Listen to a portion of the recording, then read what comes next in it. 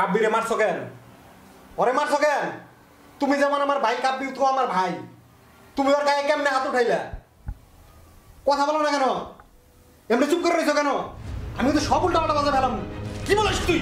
কি করবি তুই? কি করবি? হ্যাঁ, তোর জন্য বাবার সব সম্পত্তি ভাগ করে দাও তুমি।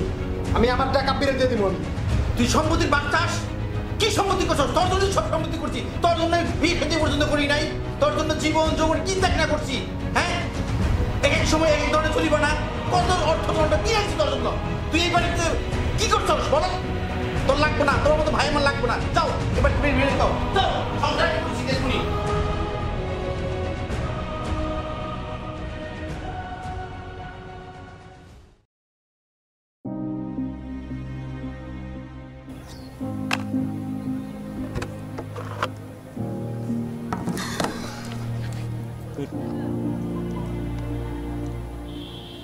দে দে দে দে ভাইয়ের সাথে ঝগড়া করেছি, কষ্ট পাইস না রে। সেলিম আমার যেরকম ভাই, তুইও আমার সেরকম ভাই। ও তোর সাথে এরকম খারাপ ব্যবহার করবো, আমি এটা মাইনে নিতে পারবো? কষ্ট পাইছি ওটা কোনো ব্যাপার না, রাস্তা আছে 2 দিন পরে ঠিক হয়ে যেত।